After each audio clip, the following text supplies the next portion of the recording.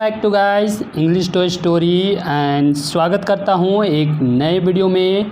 And guys आज का जो हमारा स्टोरी का जो टाइटल है वो है owner of the money bag. देखिए गाइस, ओनर का अर्थ होता है मालिक। हमने अक्सर सुना होगा गाड़ी का ओनर, घर का ओनर, तो यहाँ वही ओनर की बात की जा रही है। तो जो इसका हिंदी टाइटल हो जाएगा वो हो जाएगा मनी बैग का मालिक, यानी जो पैसों का बैग है उसका मालिक। तो चलिए गाइस, हम स्टोरी में इसे समझने का प्रयास करते हैं एंड जितने भी ग्रामर पोर्शन आने वाले हैं और जितने भी न्यू वर्ड मीनिंग है उसे भी हम समझने का प्रयास करेंगे। तो चलिए गाइस शुरू करते हैं। वंस, देखिए गाइस, वंस का अर्थ होता है एक बार। In the city of Agra, अर्थात आगरा शहर में एक बार। There lived a butcher, Agra शहर में एक बार एक बूचर रहता था। देखिए गाइस, बूचर का अर्थ होता है कसाई, तो एक कसाई रहता था। देखिए गाइस, यहाँ जो सेंटेंस है वो देयर से स्टार्ट हो रहा है, अर्थात ये एक इन्वर्जन सेंटेंस है। और लगभग हमने प्रत्येक वीडियो में बताया है कि इन्वर्जन सेंटेंस क्या होते हैं। देखिए गाइस, इन्वर्जन सेंटेंस में जो सब्जेक्ट हैं वो बाद में आता है एंड जो वर्ब है वो पहले आता है। इसलिए जब हम ट्रांसलेशन करते हैं तो जो देयर है वो साइलेंट हो जाता है। तो गाइस, मुझे आशा है कि आप इन्वर्जन को समझ गए होंगे। अब चलिए आगे चलते हैं। ही वॉज, यानी कि वह था, एक ऑनेस्ट मैन, यानी कि जो बूचर था, जो कसाई था, वो एक ईमानदार व्यक्ति था। जो हु यहाँ जो का साइन देगा, जो नेवर यानी कि कभी नहीं, सेट हाई यानी कि निर्धारित कभी नहीं उन्होंने निर्धारित क्या हाई यानी कि ऊंचे प्राइस, यानी कि उन्होंने कभी नहीं ऊंचे प्राइस निर्धारित किए।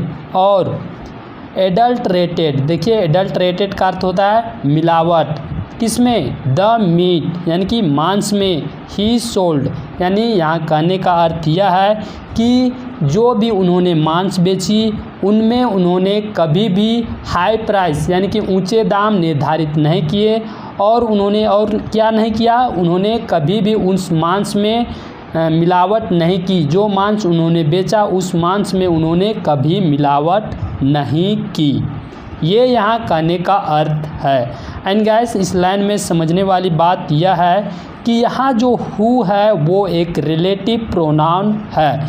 रिलेटिव प्रोनाउन तीन होते हैं, एक हु होता है, एक दैट होता है एंड एक विच होता है। और जो हु होता है वो व्यक्तियों के लिए उपयोग किया जाता है। तो ये बात आप नोट कर लीजिएगा। एंड चलिए गाइस, हम आगे चलते हैं और देखते हैं कि आगे क्या कुछ होता है। सो, इसलिए he had many customers, for, क्योंकि he sold the finest meat in the city, इसलिए उसके पास थे क्या, मैनी कस्टमर्स यानी बहुत सारे ग्राहक थे, इसलिए उनके पास बहुत सारे ग्राहक थे। क्योंकि ही सोल्ड, उन्होंने बेचा क्या, द फाइनेस्ट यानी सबसे बेहतरीन, मीट मांस को, कहाँ, इन द सिटी यानी कि शहर में। क्योंकि उन्होंने सबसे बेहतरीन मांस शहर में बेचा इसलिए उनके पास बहुत सारे कस्टमर थे। जैसे बोलते हैं ना कि मेरे पास कार है, आई हैव कार, तो यहाँ वही सेंटेंस पास्ट में गया है कि ही हैड मैनी कस्टमर, यानी उनके पास बहुत सारे कस्टमर थे क्योंकि उन्होंने सबसे बेहतरीन मांस को बेचा, यानी कि शुद्ध मांस बेचा और प्राइस भी कम रखा था। ये यहाँ कहने का अर्थ है। एंड गाइस, समझने वाली बात यहाँ यह है कि यहाँ जो द फाइनेस्ट है वो एक सुपरलेटिव डिग्री है। जब आप डिग्री पढ़िएगा तो आपको अच्छे से समझ में आ जाएगा कि कौन सा कंपैरेटिव डिग्री है और कौन सा सुपरलेटिव डिग्री है। गाइस, ये बात नोट कीजिएगा कि जब भी हम सुपरलेटिव डिग्री का उपयोग करते हैं तो उससे पहले द का उपयोग करेंगे और उसके अंत में EST हमें मिलेगा। तो चलिए गाइस, आगे चलते हैं अब और देखते हैं कि क्या कुछ होता है।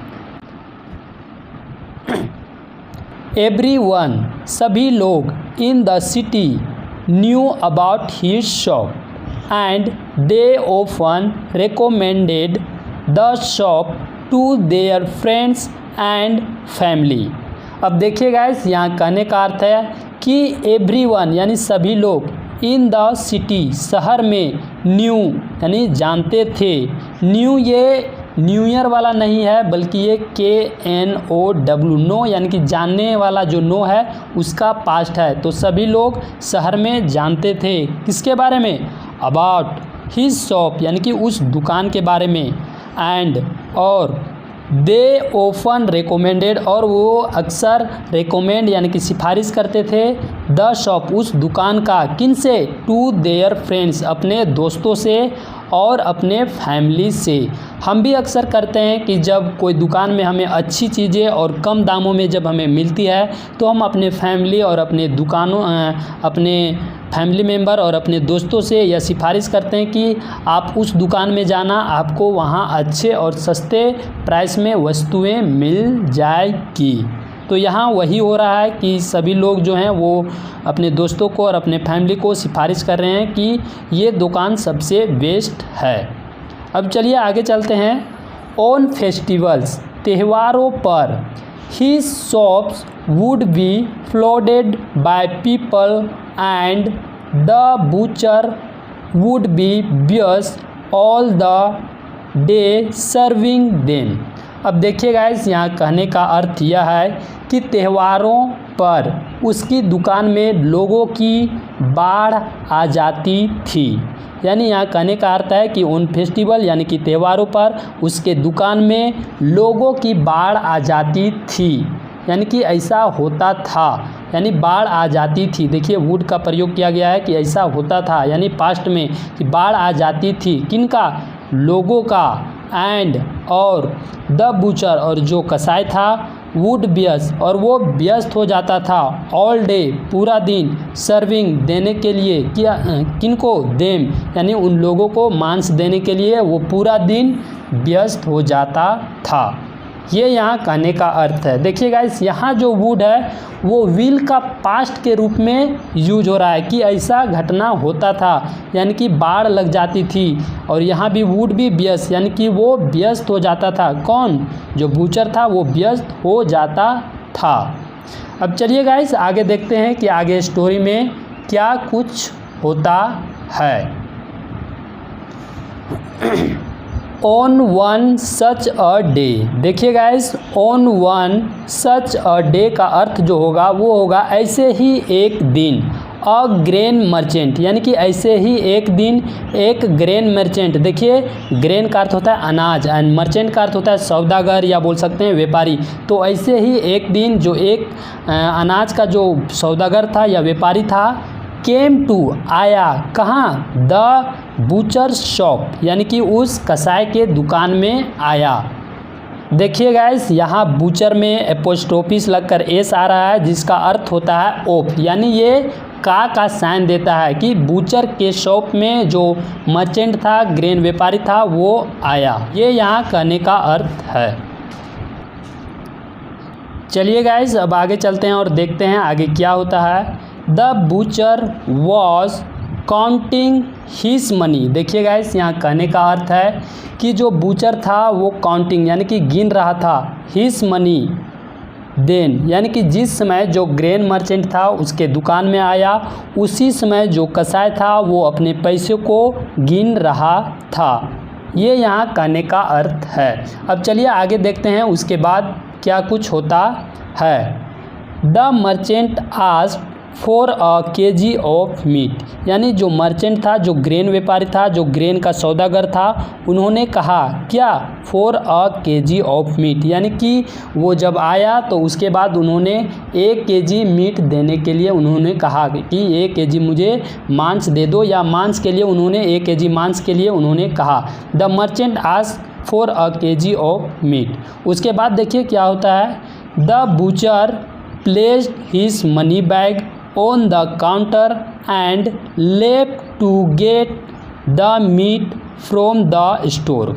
उसके बाद देखिए गाइस, जब उनसे 1 kg मांस का ऑर्डर दिया जाता है, उसके बाद जो बूचर है वो रख दिया, प्लेस्ड का अर्थ होता है रखना, तो वो रख दिया हिज मनी बैग यानी अपने मनी बैग को, कहाँ, ऑन द काउंटर यानी कि काउंटर पर वो अपनी मनी बैग को रख दिया, एंड और लेफ्ट यानी कि वो चला गया, टू गेट लेने के लिए, द मीट मांस को, कहाँ से, फ्रॉम द स्टोर यानी कि स्टोर से वो मांस को लेने चला गया।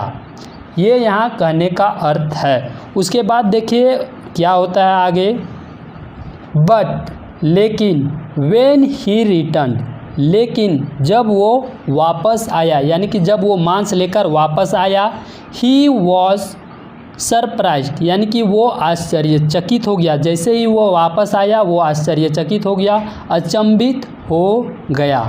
ये यहाँ कहने का अर्थ है। अब चलिए आगे देखते हैं, ही सॉ उन्होंने देखा, that the money bag was now with the merchant and he was paying for the meat from it.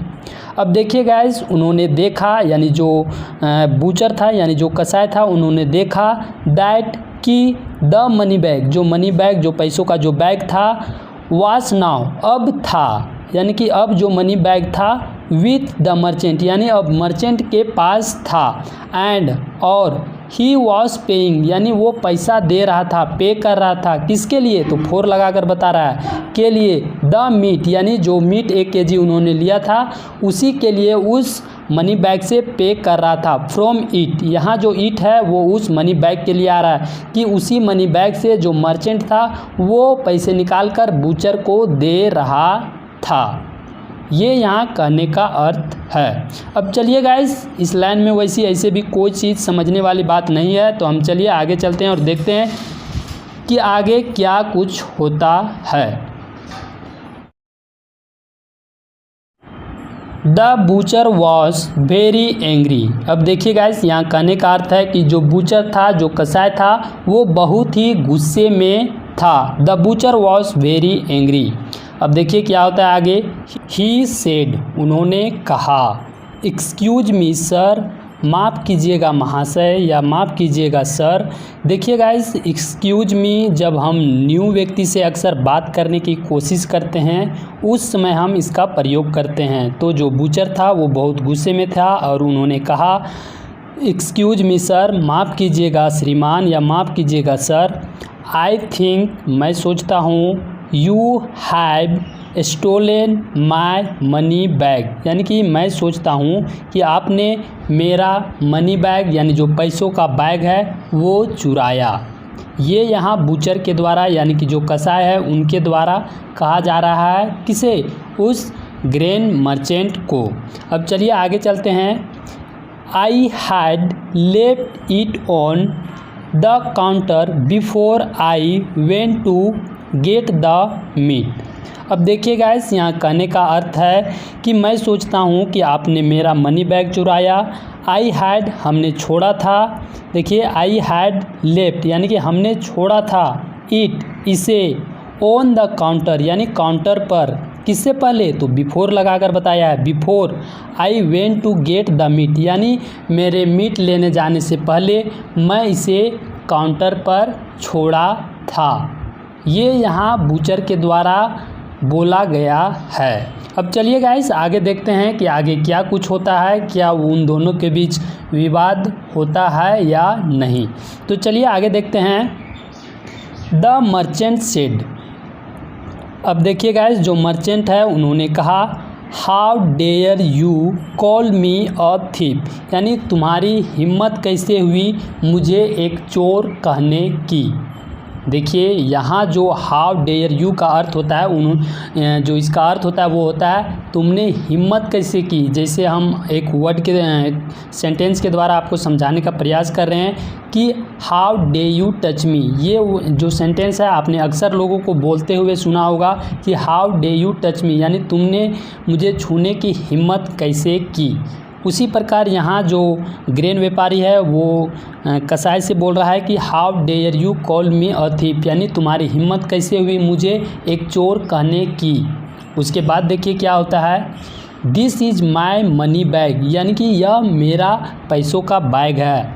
I brought, मैं लाया था, किसे, इट, यानी कि मैं लाया था इसे, विथ मी, अपने साथ, टू द शॉप, यानी दुकान पर, यानी जो ग्रेन मर्चेंट है वो बोल रहा है कि मैं इसे अपने साथ दुकान पर लाया था, यानी कि मीट खरीदने के लिए मैं इसे अपने साथ दुकान पर लाया था।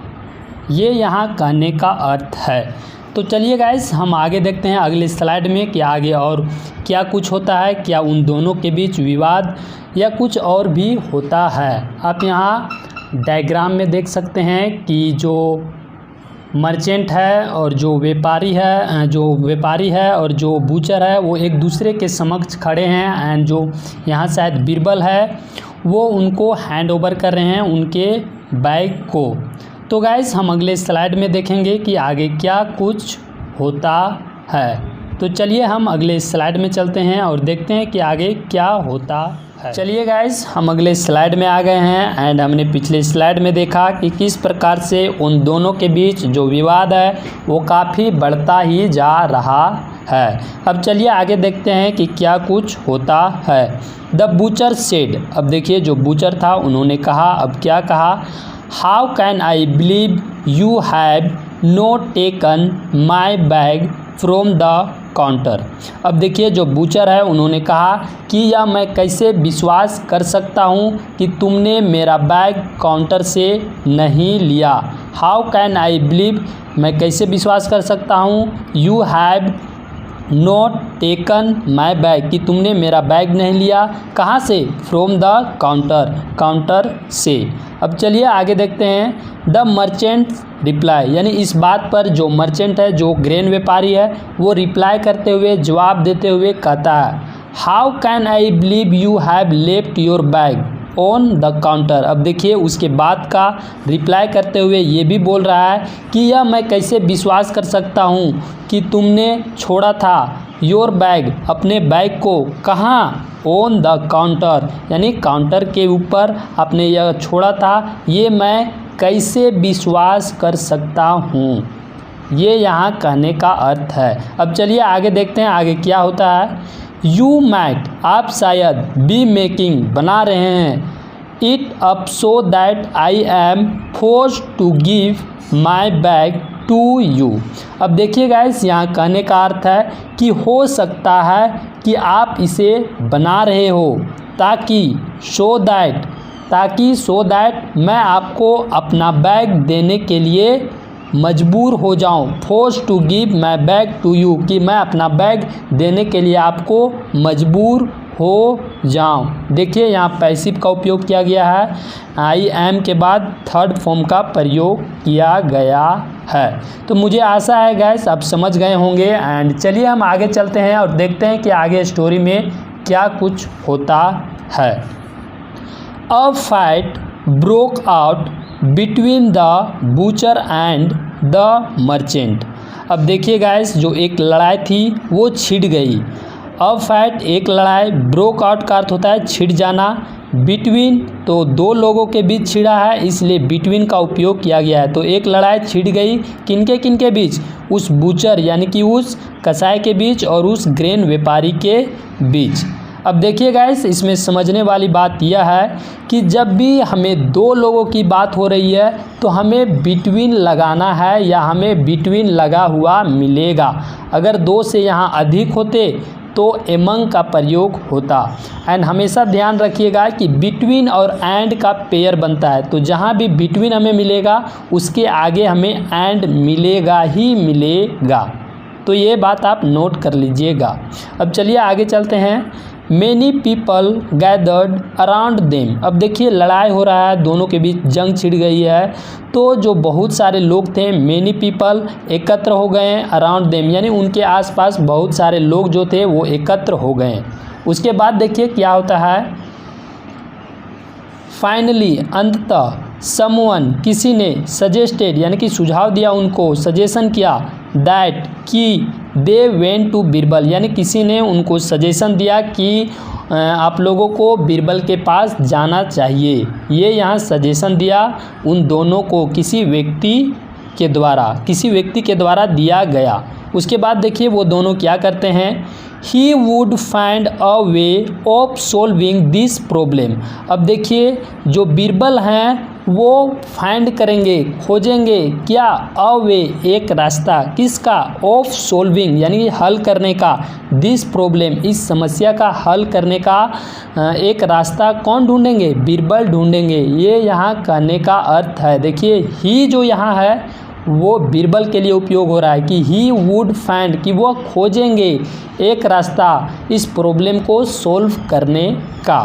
अब देखिए गाइस इस लाइन में समझने वाली बात यह है कि यहाँ जो वुड है वो फ्यूचर की संभावना को बताने के लिए उपयोग किया गया है, ना कि ये विल का पास्ट वुड का उपयोग किया गया है। यहाँ जो वुड है वो फ्यूचर की संभावना बता रहा है कि वो ऐसा करेंगे, ही वुड फाइंड यानी कि वो खोजेंगे क्या, अ वे एक रास्ता, किस लिए, सोल्व करने के लिए उस समस्या को। उसके बाद देखिए अब चलिए आगे चलते हैं क्या होता है। सो इसलिए द मर्चेंट यानी जो व्यापारी था एंड द बूचर और जो बूचर था कसाई था वेंट चले गए कहाँ, टू बीरबल, और वे दोनों बीरबल के पास चले गए। उसके बाद देखिए क्या होता है बीरबल के पास जाने के बाद। Birbal carefully study the money bag. देखिए जो बीरबल था उन्होंने सावधानीपूर्वक या अच्छे पूर्वक से स्टडी करता है, जांच परख करता है, किसका, द मनी बैग यानी उस पैसों के बैग को अच्छे से जांच परख करता है। उसके बाद देखिए क्या होता है, यानी कि जो बैग था उनको अच्छे से जांचा परखा। उसके बाद देन फिर ही आस्क्ड द मर्चेंट। अब देखिए अच्छे से जांचा परखा। उसके बाद जो बीरबल थे उन्होंने मर्चेंट से पूछा do you deal in blood. अब देखिए डू यू इन ब्लड का अर्थ हो जाएगा क्या तुम खून का सौदा करते हो, do you deal in blood क्या तुम खून का व्यापार करते हो, खून का डील करते हो। तो उसके बाद देखिए जो मर्चेंट है उनका क्या जवाब आता है, द मर्चेंट वॉज पजल। यानी जब उनसे ऐसा पूछा गया तो जो मर्चेंट था, जो व्यापारी था, वो अचंभित हो गया या बोल सकते हैं वो हैरान रह गया। देखिए द मर्चेंट वॉज पजल यानी जो मर्चेंट था वो हैरान हो गया। उसके बाद देखिए क्या होता है, ही सेड। उसके बाद जो मर्चेंट था उन्होंने कहा नो सर, नो साहब, आई डील इन ग्रेन। अब देखिए वो आंसर देते हुए बोल रहा है कि नहीं सर मैं अनाज का सौदा करता हूँ, आई डील इन ग्रेन्स यानी कि मैं अनाजों का सौदा करता हूँ। ये यहाँ कहने का अर्थ है।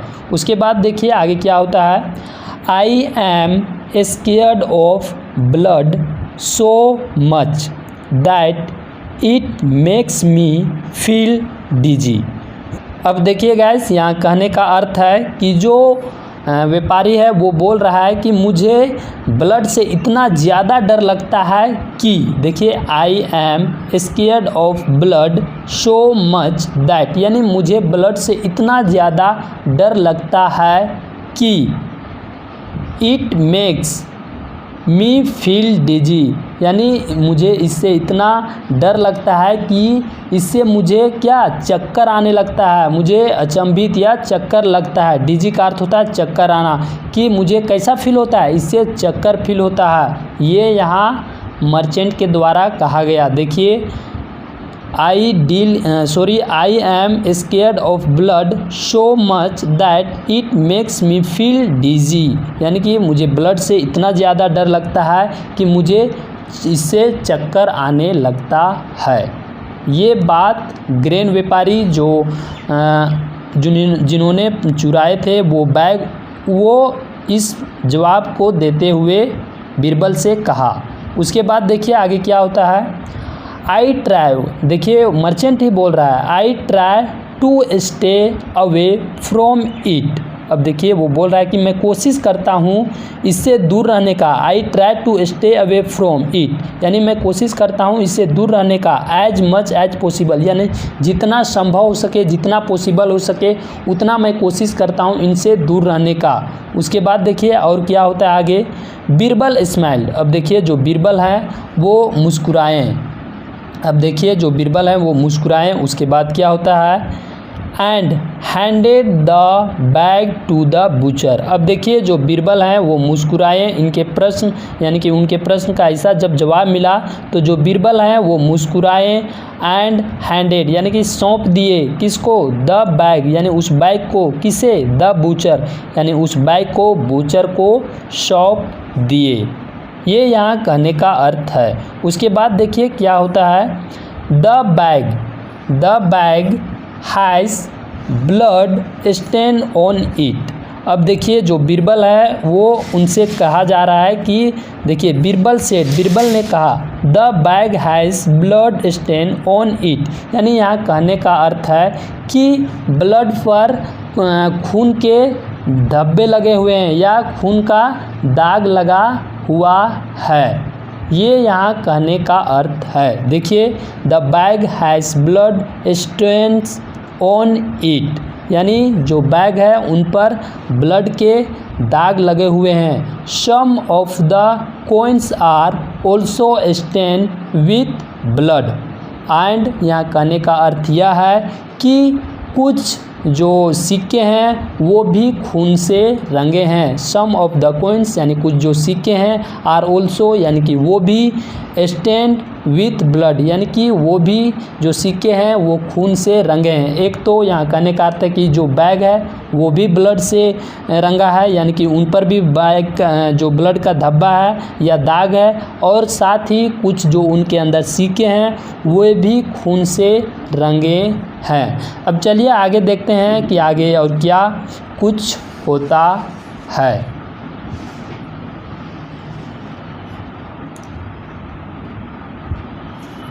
चलिए गाइस आगे चलते हैं। If you are so afraid of blood the bag can't belong to you. अब देखिए गाइस यहाँ कहने का अर्थ यह है कि अगर आप ब्लड से, या बोल सकते हैं अगर आप खून से इतना ज़्यादा डरते हैं, या हम इसे एक तरीके से और भी बोल सकते हैं कि अगर आप खून से इतना डरते हैं तो यह जो बैग है वो आपसे बिलोंग नहीं करता, या बोल सकते हैं यह बैग आपका नहीं हो सकता। क्या यह कर सकता है, यानी क्या यह हो सकता है, ये यहाँ कहने का अर्थ है कि अगर आप जो हैं वो ब्लड से इतना ज़्यादा डरते हैं तो ये बैग आपका नहीं हो सकता। कैन इट, क्या यह कर सकता है। अब चलिए आगे देखते हैं उसके बाद क्या होता है। द मर्चेंट वॉज पनिश्ड, यानी जो मर्चेंट था, व्यापारी था, उसे पनिश्ड किया गया, यानी कि उन्हें पनिशमेंट दिया गया, सज़ा दिया गया। किसके लिए, फॉर स्टेलिंग, यानी चोरी के लिए। स्टेलिंग का अर्थ हो जाता है चोरी, तो उन्हें चोरी के लिए सज़ा दी गई। The butcher thanked Birbal and went back to his shop happily. और देखिए जो बूचर था यानी जो कसाई था वो धन्यवाद दिया, किसे, बीरबल को, एंड और वेंट बैक और वो वापस चला गया, कहाँ, टू हिज शॉप, अपने दुकान को, हैप्पीली यानी खुशी खुशी वो अपने दुकान चला गया। तो गाइस हमारा स्टोरी यहीं पे समाप्त होता है। एंड गाइस स्टोरी अच्छी लगी होगी तो वीडियो को लाइक कीजिएगा एंड वीडियो को शेयर कीजिएगा। एंड गाइस हम मिलते हैं आपसे अगले वीडियो में, तब तक के लिए जय हिंद।